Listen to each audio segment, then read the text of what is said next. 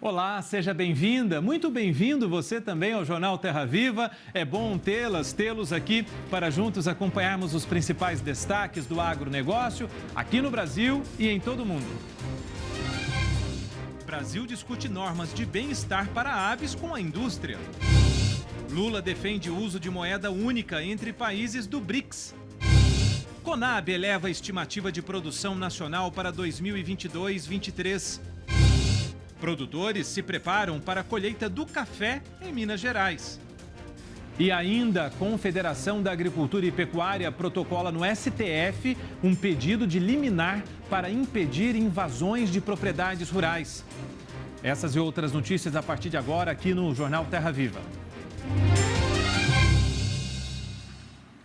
Normas de bem-estar para aves têm sido discutidas no mundo. E aqui no Brasil já existe a expectativa de uma campanha para o tema. É crescente o número de empresas no mundo que estão aderindo a padrões para melhorar o bem-estar em frangos de corte. Mais de 300 companhias da América do Norte, Europa e Oceania já adotaram o chamado BCC, Better Chicken Commitment. É uma política, de bem-estar animal, uma iniciativa privada, que demanda alguns pontos, são 5 eixos de exigências para a implementação de uma política de bem-estar de frango de corte. As normas do Better Chicken incluem mais espaço para as aves, qualidade do ambiente e mudanças no abate. Organizações e técnicos estão discutindo e adaptando as normas para a realidade da América Latina. A ideia é que ainda este ano seja lançada uma campanha para dialogar com a indústria e iniciar a implementação do BCC aqui no Brasil. Nós precisamos trabalhar o que as nossas instalações têm, que atendem às características do Brasil, que é diferente de características climáticas em países europeus, por exemplo. Então, trazer tudo isso para a realidade das linhagens, das instalações, das condições do campo que nós temos aqui no Brasil. Luiz, proprietário de uma empresa certificada em bem-estar animal, acredita que é viável a implementação no país. Práticas de bem-estar animal criam, obviamente, ambientes muito mais resilientes, capazes de enfrentar desafios, inclusive desafios sanitários, Hoje se convive com um problema muito sério da gripe aviária, felizmente não no Brasil, mas em muitos países, E o bem-estar animal faz parte, de um conjunto de ações com vistas a criarmos efetivos sistemas produtivos sustentáveis. Vamos falar agora da viagem oficial de Lula à China. Em discurso, o presidente criticou o uso do dólar e defendeu a utilização de uma moeda única entre os países do BRICS, que é um grupo formado por Brasil, Rússia, Índia, China e África do Sul. A fala ocorreu na cerimônia de posse formal da ex-presidente Dilma Rousseff, que agora está no comando do novo Banco de Desenvolvimento do BRICS em Xangai. Eu toda noite me pergunto por que todos os países estão obrigados a fazer seu comércio lastreado no dólar. Por que nós não podemos fazer o nosso comércio lastreado na nossa moeda? Por que nós não temos o compromisso de inovar?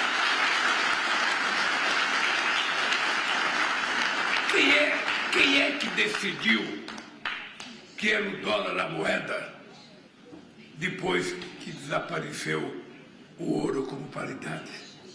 Por que não foi o iene? Por que não foi o real? Por que não foi o peso? Porque as nossas moedas eram fracas, as nossas moedas não têm valor em outros países. Então, se escolheu uma moeda sem levar em conta a necessidade que nós precisamos ter uma moeda, que transforma os países numa situação um pouco mais tranquila. Porque hoje, um país precisa correr atrás de dólar para poder exportar. Pelas redes sociais, o ministro da Agricultura, Carlos Fávaro, publicou um vídeo parabenizando a posse de Dilma Rousseff na presidência do novo Banco de Desenvolvimento. Fávaro também ressaltou o pronunciamento de Lula sobre desenvolvimento e inclusão social. Vamos acompanhar. Iniciando mais uma etapa da missão do governo do presidente Lula aqui na China, tivemos o dia da posse oficial da presidente Dilma no Banco dos BRICS. É uma oportunidade ao Brasil, aos brasileiros e a todos os países que congregam os BRICS de ter uma presidente com sensibilidade, com capacidade de pensar no desenvolvimento social. Quero ressaltar aqui o belíssimo pronunciamento do presidente Lula. Falou de desenvolvimento, falou de sustentabilidade, falou de inclusão social, falou de combate às grandes divergências, as pessoas serem mais amáveis, mais afetivas, pensar no desenvolvimento como inclusão. Nós não vivemos num mundo só de algoritmos, vivemos num mundo de pessoas e que buscam oportunidades. Fiquei muito impressionado com a capacidade de síntese, de movimentar o sentimento de todos os associados dos BRICS feito pelo presidente Lula. Amanhã, em Pequim, teremos grandes novidades e oportunidades que vão se transformar para a população brasileira. Um abraço. Vamos aguardar. A CNA, a Confederação da Agricultura e Pecuária, protocolou no STF, o Supremo Tribunal Federal, um pedido de liminar para impedir invasões de propriedades rurais em todo o país. Nós ouvimos o diretor jurídico da CNA, Rude Ferraz, sobre o tema. A CNA foi ao Supremo Tribunal Federal pleitear para que o Supremo Tribunal Federal monitore diuturnamente eventuais práticas de invasão de propriedade.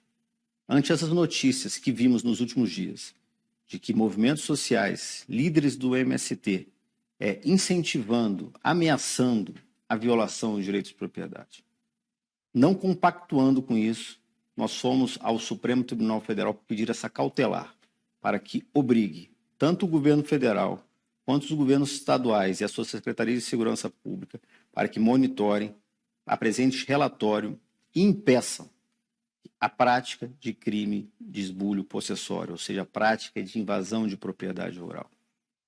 E nesse grupo que vão participar, além dessas secretarias de segurança pública, órgãos, autoridades policiais, a CNA e suas federações de agricultura, também passem relatórios diários dessa movimentação, desses movimentos sociais, para que impeça esse tipo de prática de crime.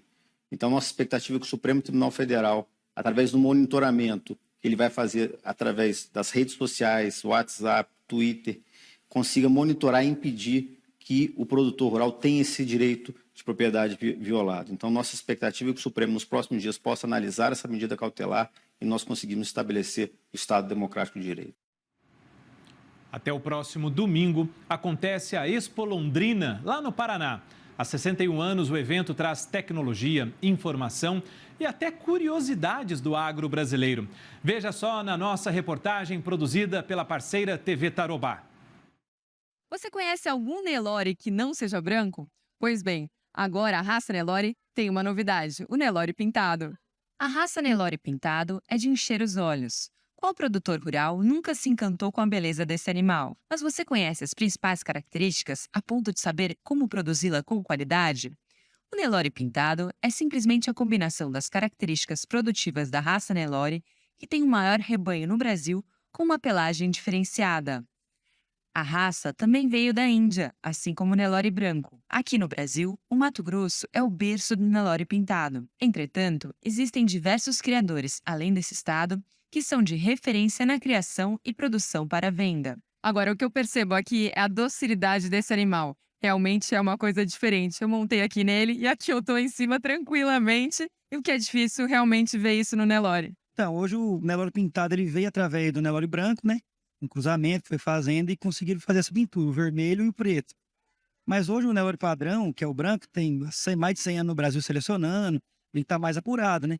Mas o pintado, eu acredito que ele vai somar muito a pecuária brasileira também, igual o Nelore padrão. E ele é diferente, ele tem todo um charme diferente, né? É, tem essa beleza da pintura, né? Vermelho, preto, esses animais da pintura mais bolado, né? Que a gente fala, que é o que o mercado procura.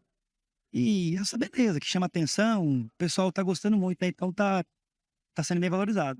Em termos de ganho de peso, tem um diferencial?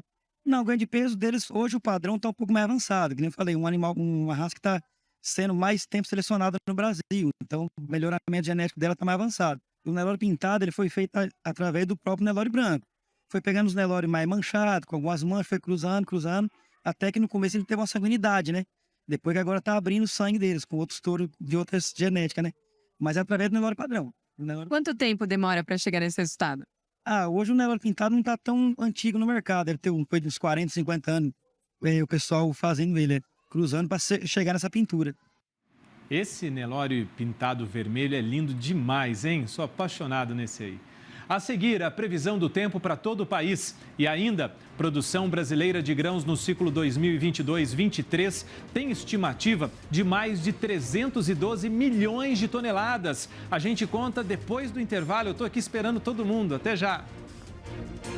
Com a entrada da fase final da colheita das culturas de primeira safra, a produção de grãos no Brasil, no ciclo 2022-23, está estimada em mais de 312 milhões de toneladas, um acréscimo aí de 40 milhões de toneladas em relação à temporada anterior. Na área plantada, é esperado um crescimento de 3,3%, chegando a 77 milhões de hectares. Os dados foram divulgados nesta quinta pela Conab. O bom desempenho é explicado não só pelo aumento de área, mas também pela melhoria da produtividade de culturas como soja, milho, algodão, girassol, mamona e sorgo. No entanto, o resultado consolidado ainda depende do comportamento climático. A soja segue como o produto com maior volume colhido no país, com uma produção estimada em 153,6 milhões de toneladas. Para o milho, a Conab aponta um aumento tanto em área como em produção.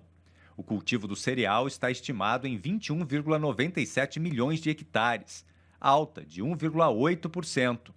Já a colheita total do grão está estimada em 124,88 milhões de toneladas, influenciada pelo incremento da produção. Outro produto que apresenta crescimento é o sorgo, impulsionado pela perda da janela ideal de plantio do milho em algumas regiões produtoras. E por ser um produto mais resistente à estiagem, a produção do grão pode ultrapassar 3,7 milhões de toneladas nesta safra. Já para o arroz, a produção estimada é de 9,94 milhões de toneladas. O menor volume produzido é explicado pela queda na área destinada ao produto, aliada às condições climáticas adversas registradas no desenvolvimento da cultura. Queda também na área total a ser semeada de feijão, que pode chegar a 2,76 milhões de hectares. Chegamos com Agritendências de Silmar César Miller. Silmar, o que chama a atenção aí nesses dados que o Vinícius acabou de trazer para a gente das previsões da Conab, hein? Tem impacto nas exportações? Dá para saber disso já? Boa noite. Muito boa noite, Márcio. Boa noite aos nossos amigos no Terra Viva. Pois é, a Conab elevou especialmente a estimativa da produção de soja, com mais de 2 milhões de toneladas acima do que era previsto no mês passado. E além disso, está prevendo também um número maior para a safra de milho, que ainda está sendo plantada aqui, a segunda safra, que é a principal. O fato é que as duas se encaminham para produções recordes aqui. E, é claro, isso tem impacto aqui nas nossas exportações também. Os números para exportação são maiores. O Brasil deve exportar 94,3 milhões de toneladas de soja, um número recorde para esse ano, e milho também, 48 milhões. O Brasil, possivelmente, esse ano ultrapassa os Estados Unidos em termos de exportação de milho. É uma coisa inédita aqui, nunca aconteceu. Os americanos são os maiores produtores e exportadores de milho, e o Brasil aqui realmente despontando aqui com exportações cada vez maiores desse que é o segundo cereal mais produzido aqui no país, segundo grão mais produzido, depois da soja. Então são dois destaques. E olha, Márcio, isso vai elevar o total das exportações brasileiras de grãos esse ano, considerando soja, farelo de soja, milho, trigo, arroz, que o Brasil também exporta, tem um pouco de feijão. Eu somei tudo aqui, tem um número impressionante. Quase 170 milhões de toneladas de grãos que devem sair pelos portos brasileiros no decorrer desse ano até o final, até o mês de dezembro. 167,4 para ser mais exato, se confirmarem todos esses números que a Conab divulgou hoje, produto a produto, em termos de tendência de exportação. Isso é nada menos que quase 17 milhões de toneladas a mais do que no ano passado. Isso emite já desde logo um alerta com relação a possíveis problemas aqui nos portos. Tem problemas com a grande oferta, a concentração de oferta também, porque as exportações estão atrasadas esse ano por conta do atraso da safra, especialmente de soja, e muita chuva prejudicou o início da colheita, então vai começar a embolar grãos saindo para os portos. Tem também safra de açúcar entrando agora, que vai também na mesma direção, especialmente em direção ao Porto de Santos. Houve atraso no escoamento também da safra do Paraná para o Porto de Paranaguá, por conta de problemas de estradas com pontes destruídas por excesso de chuvas. E essa soja do Paraná que sai para exportação, ao invés de sair por Paranaguá, vai sair pelo Porto de Santos também. Então, expectativa de congestionamento no nosso maior porto aqui, com essa embolada aqui de exportação de grãos e também de açúcar nos próximos meses. É pagar para ver. Até por conta disso, os preços vêm sendo forçados para baixo no próprio mercado internacional, especialmente o mercado de prêmios, que é aqueles ágios ou deságios em relação às bolsas internacionais, particularmente no caso da soja, exatamente por pressão grande de oferta concentrada do produto brasileiro no mercado internacional, que não é uma boa notícia. Entendi. Ô, Silmar, eu estou curioso para saber da cotação do dólar hoje, mas no final da sua fala eu explico o porquê. Como é que foram os negócios nessa quinta? Márcio, o dólar voltou a cair hoje, né? Exatamente, já pelo terceiro dia consecutivo. Hoje a queda foi um pouco menor, menos 0,3%. O dia fechou a R$ 4,93. Continua a mesma toada dos últimos 2 dias, ou seja, o mercado mais otimista com relação à queda da inflação aqui no Brasil e também nos Estados Unidos. Novos indicadores que saíram essa semana apontam níveis para baixo, deu uma animada no mercado das bolsas de valores e o dólar, na consequência direta da mesma situação, caindo. Não só aqui no Brasil, mas também no mercado internacional. O dólar index dos Estados Unidos também caiu novamente hoje, em torno de 0,5%. Pela mesma razão, queda da inflação, animando aqui as bolsas de valores que fecharam com predominância de alta lá fora hoje. Aqui no Brasil, não. Que subiu nos últimos 2 dias, o pessoal aproveitou hoje para vender um pouco. O preço das ações caíram aqui, em média, em 0,4% nesta quinta-feira, Márcio.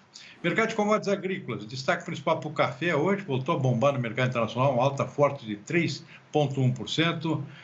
Entre os fatores aqui, a queda do dólar. Se o pessoal está com um preço de exportação muito baixo por conta da queda do câmbio, aí está represando as exportações brasileiras, o maior exportador mundial de café, aí diminui a oferta lá fora e o preço sobe lá na Bolsa de Nova York. Foi o que aconteceu hoje, uma alta forte de 3,1%. Açúcar também, que já bateu no nível mais alto em 11 anos no dia de ontem, continuou subindo hoje, embora de forma mais moderada, 0,2%. Por conta daqueles fatores que a gente já mencionou aqui, que é quebra da safra nos países asiáticos que concorrem com o Brasil. Algodão também fechou em alta hoje, de 1 ponto percentual. E no mercado de grãos na Bolsa de Chicago, a soja subiu um pouquinho hoje, 0,1%. Não tem muito fôlego para subir, exatamente porque o Brasil está colhendo uma produção ainda maior que já vinha sendo previsto, uma produção recorde, isso pressiona os preços internacionais. Milho caiu um pouquinho hoje, 0,4%, e o trigo caiu mais, 1,6%. Para finalizar, Márcio, o boi não tem jeito, não para de cair, tanto no mercado físico quanto no mercado futuro. Hoje, aqui no mercado futuro da B3, queda de 0,5 ponto percentual no contrato de maio, mercado muito fraco para o principal produto da nossa pecuária, Márcio. Puxa vida, hein? Tá difícil, né, Silmar? Eu perguntei para você do dólar, porque é o seguinte, hoje o presidente Lula, né, lá na China, falou que não sabe por que o dólar é usado no mundo inteiro para fazer negócio e que devia ter a moeda do BRICS, por exemplo, para fazer negócio, né? Então, eu fiquei curioso para saber se isso deu algum problema. Não deu nada, né? Por enquanto nada. O que pode sair é negociações do Brasil com a China na moeda chinesa. Enquanto não existe uma moeda comum aqui, usar a moeda chinesa. Não sei se é uma boa notícia isso, porque aí simplesmente trocar uma coisa por outra também não acrescenta muito para o Brasil. Mas é uma forma de diversificar um pouco a dependência que nós temos em relação ao dólar. Isso que o governo Lula está pensando em fazer. Pode ser que saia algum anúncio nesse sentido amanhã, ou seja, comércio bilateral Brasil-China feito em yuan e não mais em dólar. Aguardemos.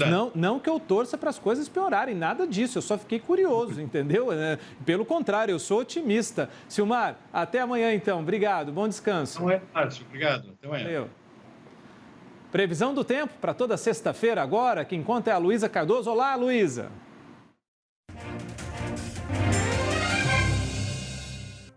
Nesta sexta-feira, a presença de uma área de baixa pressão entre o Paraguai e também a costa do centro-oeste e sul do país vão favorecer as instabilidades, principalmente entre o noroeste do Paraná e também o sul de Mato Grosso do Sul.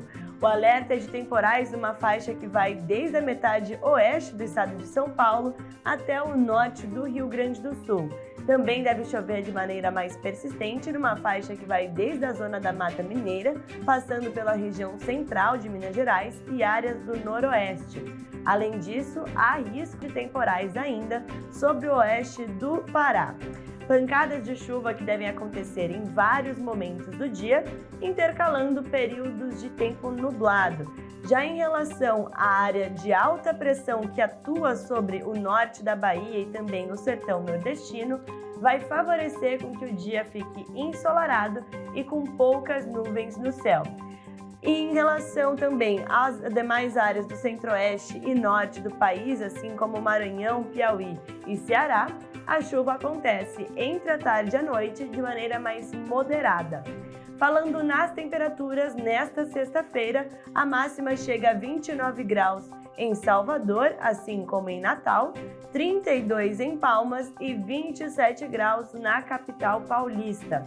E os maiores volumes acumulados nesta semana vão ficar concentrados ainda na metade norte do país, por conta da zona de convergência intertropical. Já em relação a boa parte do centro-sul e também o nordeste, a condição é de tempo firme e chuva mais esporádica, acumulando entre 10 e 20 milímetros.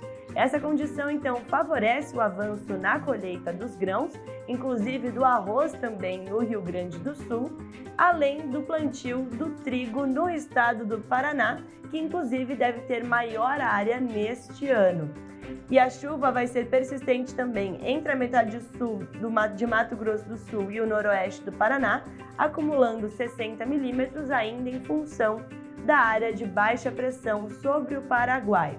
Na próxima semana, a chuva se espalha pelo país, atingindo inclusive o norte de Minas Gerais e também áreas da Bahia, o que deve favorecer o cultivo do algodão no oeste baiano e o feijão e milho segunda safra no norte de Minas Gerais. Obrigado, Luísa. A seguir, colheita de café começa em breve nas principais regiões produtoras de Minas Gerais. A gente vai caminhar por esses cafezais depois do intervalo. Até já.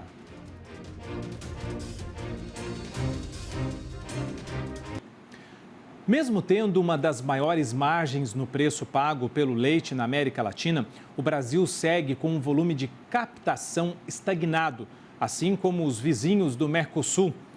Vamos falar disso agora aqui com o Darlan Pagliarini. O Darlan, ele é secretário executivo do Sindicato da Indústria de Laticínios do Rio Grande do Sul.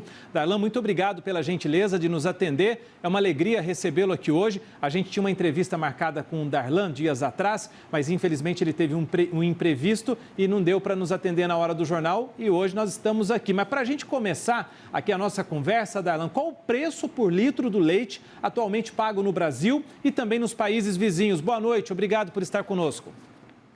Boa noite, é uma satisfação falar com vocês. Realmente, semana passada foi impossível, mas quando se fala de um assunto leite, sempre a gente está atualizado nas questões atuais. Mas colocando aí a questão do preço do leite, né, que está sendo pago agora nesses dias, né, a partir do dia 10 ao dia 15, é o momento que as empresas estão pagando o leite. Eu diria que hoje nós estamos numa banda aí de 2,80 a 13,20, né? Dependendo aí, às vezes, o volume de litros, o mix de cada empresa também, isso acaba influenciando, né? E com relação aos países do Mercosul, né?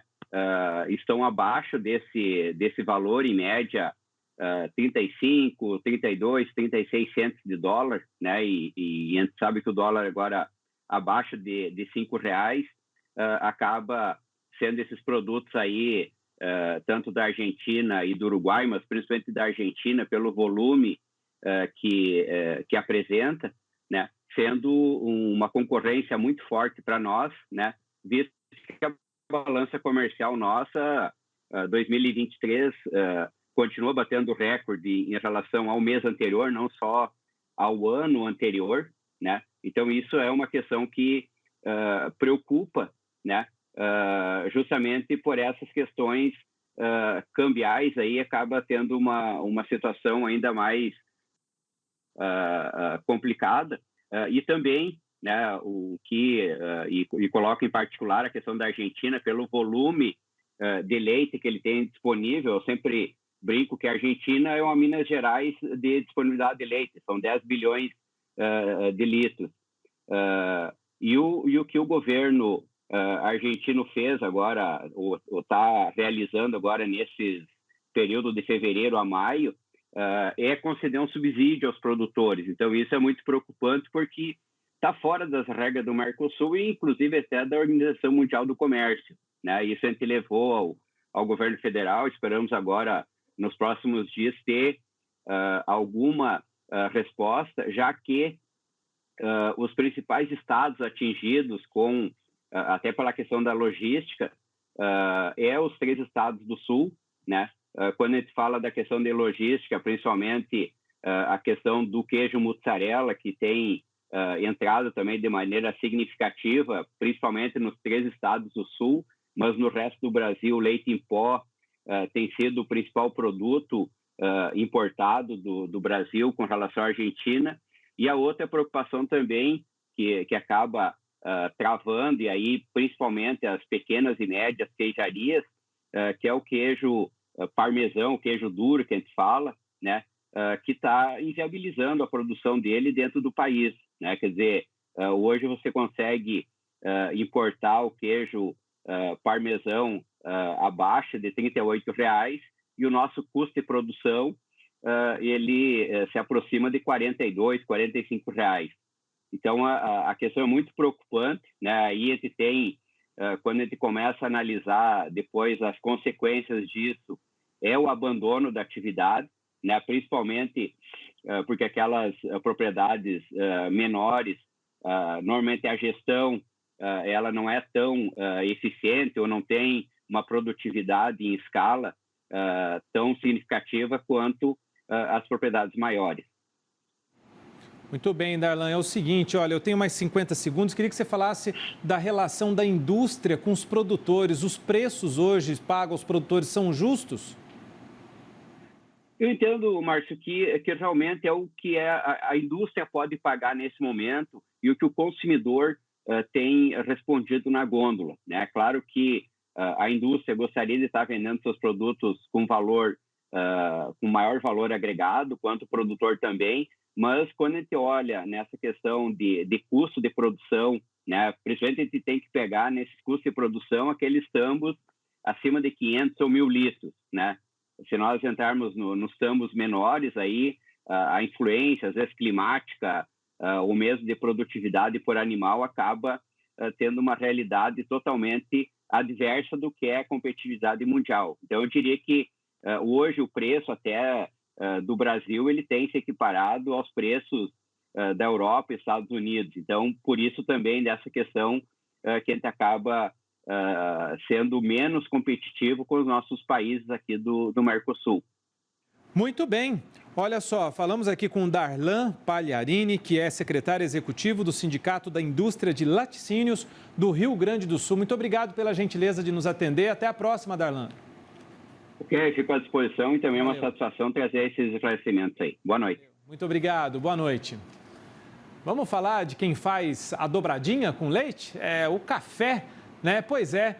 A colheita do grão está prestes a começar nas principais regiões produtoras de Minas Gerais. Nesta sexta-feira é comemorado o Dia Mundial do Café. Então, você confere aqui no Jornal Terra Viva reportagens sobre o atual momento da cafeicultura brasileira. Veja só a primeira. Fernando Madeira é gerente de cooperativa e cafeicultor em Nova Resende, no sul de Minas Gerais. Os trabalhos de colheita na região dele começam em maio. E ele fala como está a expectativa. Esse ano é um ano de safra baixa, né? A gente está saindo aí de um sul com geada, a gente foi atingido por geada, chuvas de granizo. Então, por conta dessas questões aí, é um ano de safra, né? Mas a gente está com otimismo aí para as próximas safras, em especial 2024. O Saulo Faleiros, da Cocapec, conta que na Alta Mogiana, os produtores e cooperados estão otimistas com o início dos trabalhos nas próximas semanas. estamos num ano bem melhor do que o que nós vivenciamos aí nos últimos 2 anos, né? As lavouras com bom potencial produtivo. Ainda não é uma safra gigantesca, mas uma boa safra, melhor do que nós vivenciamos, né? Estamos vindo aí de um ano fantástico, de clima que nos ajudou bastante, né? Com as chuvas e todas as condições climáticas favoreceram muito. E uma das grandes preocupações da cafeicultura atualmente é com a pós-colheita, para que o grão chegue com muita qualidade ao consumidor, que está cada vez mais exigente. O que vai ser determinante é a produtividade e a qualidade do produto, que também é muito importante na precificação. A gestão de risco é um dos principais desafios da atividade, saber exatamente qual o custo de produção para garantir uma rentabilidade melhor. A gente, além de produzir um café que é uma empresa a céu aberto, né, conta com risco climático, risco comercial, né, várias interferências no preço, né, pragas e doenças, é um desafio. Mas mais que um desafio, a nossa paixão por isso supera, né? A gente é capaz de ser resiliente, o café é para quem é forte, né? E a gente gosta disso, então é uma paixão com que a gente faz com muito carinho, né? E com certeza nunca vai deixar de fazer. Eu sempre digo que dinheiro não aceita desaforo e isso é uma máxima. Se a gente não sabe o nosso custo, a gente não sabe se a saca que a gente está vendendo está dando lucro ou prejuízo. Conhecimento, capacitação, tudo isso agrega, mas a lição de casa tem que ser custo. E ali, né? Cada um trabalhando no seu cantinho ali, bem pertinho dessa frutinha maravilhosa. Gente, bom descanso para quem vai descansar, bom trabalho para quem vai seguir no período noturno, na madrugada. Aliás, quem é da madrugada, né? Deve curtir demais o café aí. Fica um convite, continua com a gente.